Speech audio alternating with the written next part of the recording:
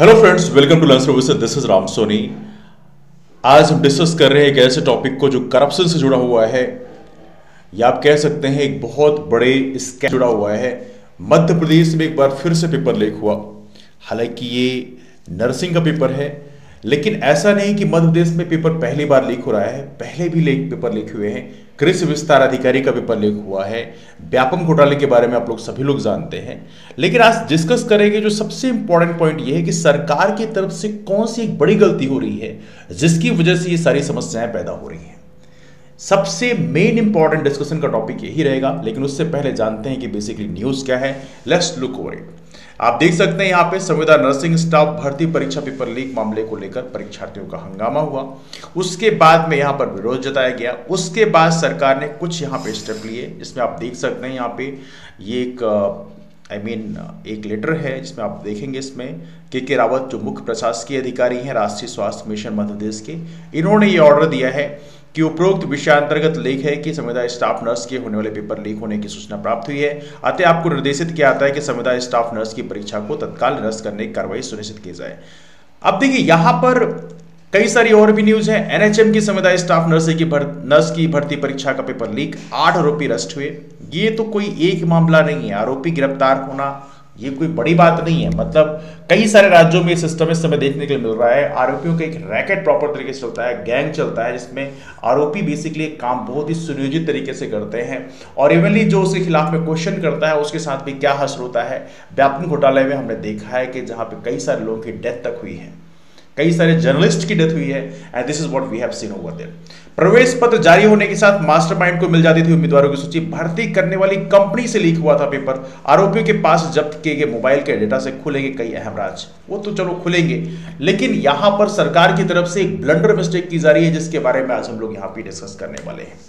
तो आइए डिस्कस करते हैं इस पॉइंट को। पहले देखिए एक्चुअली क्या होता है कि मुझे आज से कई साल पहले अंग्रेजों के टाइम में वेलेजली उस समय ब्रिटिश गवर्नर जनरल हुआ करता था। उसने एक बहुत ही बढ़िया सिस्टम लाया अंग्रेजी हुकूमत को बढ़ाने के लिए, मजबूत करने के लिए। That was called subsidiary alliance system.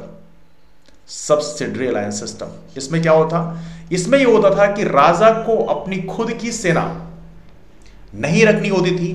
जो अंग्रेज हैं वो आपको सेना प्रोवाइड करते थे। अंग्रेज आपको सेना प्रोवाइड करते थे, तो कभी भी यदि कोई युद्ध लड़ने की जरूरत हो तो वहां पे राजा की खुद की सेना नहीं होती थी, अंग्रेज अपने सैनिक प्रोवाइड करते थे।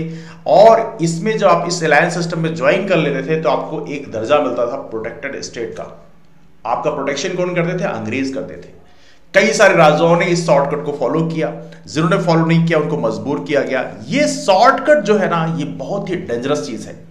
मध्य प्रदेश सरकार भी वैसा ही शॉर्टकट फॉलो कर रही है। मध्य प्रदेश सरकार के बाकी सरकारें भी ऐसे शॉर्टकट फॉलो कर रही हैं।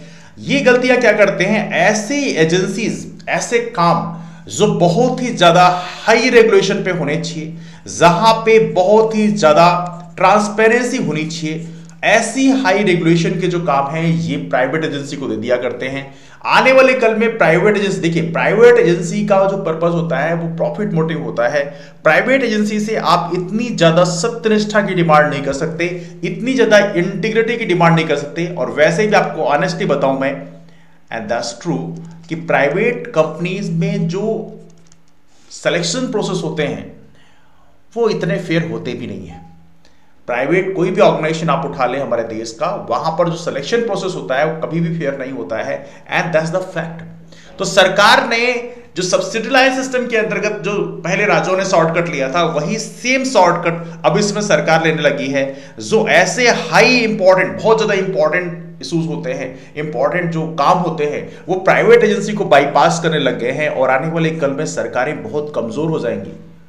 एक सरकार के सिस्टम को क्रैश करने के लिए यदि प्राइवेट एजेंसी को आपने सारा काम दे दिया है, जितने भी इंपॉर्टेंट रेगुलेटिंग वर्क होते हैं वो सारे काम यदि आपने प्राइवेट एजेंसी को दे दिया है, तो आने वाले कल में यदि किसी भी सरकार को यदि कमजोर करना होगा तो प्राइवेट एजेंसीज बहुत बड़ा रोल प्ले कर सकती हैं और यहां से सारा सिस्टम क्रैश हो सकता है। Private agency, let me speak once again, private agency are profit motive institutions. वो प्रॉफिट अपना देखते हैं। और अभी आप लोगों ने देखा जैसे अडानी का लॉस हुआ, अडानी के लॉस में आपको सभी को पता है क्या हुआ, LICs के जो शेयर्स थे उसमें क्या दिक्कत होंगी। और इसके चलते यहां पर सरकार को ये चाहिए कि जो ऐसे इंपॉर्टेंट बॉडीज होती हैं इसके लिए खुद को प्रॉपर सिस्टम डेवलप करें। मैंने पहले भी कहा था कि एग्जाम एक ऐसा सिस्टम, एग्जाम एक ऐसी चीज है जिसमें बहुत ज्यादा ट्रांसपेरेंसी की जरूरत होती है। एग्जाम कंडक्ट कराने का काम सरकार की खुद की एजेंसी करनी चाहिए। सरकार को खुद एटलीस्ट अपनी एक एजेंसी ऐसी तैयार करनी चाहिए जो एग्जाम कराए।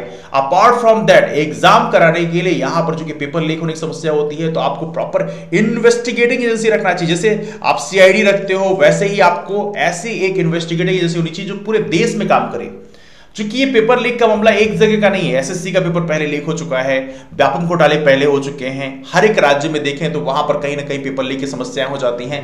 तो यहां पर सरकारों का जो शॉर्टकट है, जैसे आपने विलेज दिल्ली का सब्सिडी लाइन सिस्टम देखा था कि उन्होंने राजाओं ने शॉर्टकट लिया था, वही सेम शॉर्टकट इस समय सरकारें ले रही हैं। उन्हें लगता है कौन एग्जाम की चीजों को मैनेज करे, इट्स वेरी कॉम्प्लिकेटेड थिंग। तो यहां पर वो प्राइवेट एजेंसीज को बाईपास कर देती हैं और प्राइवेट एजेंसी जो है उतनी सत्यनिष्ठा से, उतनी इंटीग्रिटी से काम नहीं करती हैं। That's one of the main reason for that.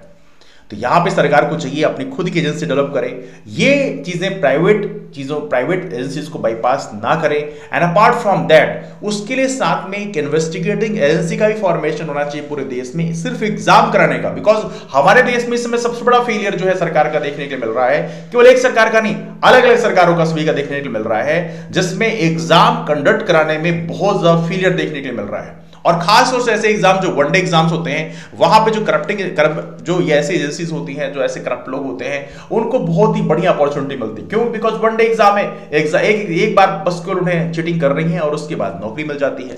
तो ऐसे एग्जाम्स को लोग टारगेट करते हैं। तो जरूरी है यहाँ पे सरकारों को चाहिए कि दो काम करें। पहला काम, एग्जाम कंडक्ट कराने के लिए जो बॉडी बनाए वो खुद की होनी चाहिए, गवर्नमेंट बॉडी होना चाहिए। गवर्नमेंट, ये बात इस चीज को माने या ना माने, बट गवर्नमेंट एम्प्लॉइज में इंटीग्रिटी बहुत ज्यादा होती है। अगर कोई बोले नहीं गवर्नमेंट एम्प्लॉय ऐसे होते हैं ऐसे होते हैं, इसका परफेक्ट एग्जांपल है हमारी आर्मी, नेवी, एयरफोर्स। अगर वो नहीं होते तो आप नहीं होते। तो कोई ये बोले गवर्नमेंट एम्प्लॉइज के अंदर इंटीग्रिटी नहीं होती तो कंप्लीटली नॉनसेंस है। इंटीग्रिटी होती है, बस जरूरी है कि सरकार को ऐसी बॉडीज का फॉर्मेशन करने प्रेजेंट टाइम में इसकी आवश्यकता है। यहां पर मैं बहुत सरकार को क्रिटिसाइज करने की बात नहीं कर रहा हूं, but that is a big solution. आपके ओपिनियन क्या, आप नीचे कमेंट करिए, जरूर बताएं। इसके अलावा जो हमारे नए फ्रेंड्स हैं वो रामसोनी एमपीपीएससी नाम का टेलीग्राम ज्वाइन कर सकते हैं। आप एमपीएससी जैसे एग्जाम की तैयारी कर रहे हैं, एमपीपीएससी के लिए एक बैच कोर्स भी लॉन्च किया गया है, उस बैच कोर्स को ज्वाइन कर सकते हैं, जो कि प्रीलिम्स एमपीपीएससी 2022 का डिजाइन है, जो कि 21 मई को जो एग्जाम होने वाला है। उसके लिए सिर्फ आपको टेलीग्राम ग्रुप में आके कमेंट करना है, रामसोनी एमपीपीएससी टेलीग्राम ग्रुप में I want to join MPPSC 2022 prelims batch course. तो वहां पे आपको सारी इन्फॉर्मेशन दे दिया जाएगा। डिस्कशन कहीं वाइंड अप करते हैं, मुलाकात करते हैं फिर। लेकिन आपने ओपिनियन जरूर दें, अपने दोस्तों के वीडियो जरूर शेयर करें यदि आपको पसंद आया, और साथ में चैनल को सब्सक्राइब नहीं किया then do subscribe the channel. That's all for now, मिलते हैं फिर, तब तक bye, take care, have a wonderful day, keep moving forward and take care.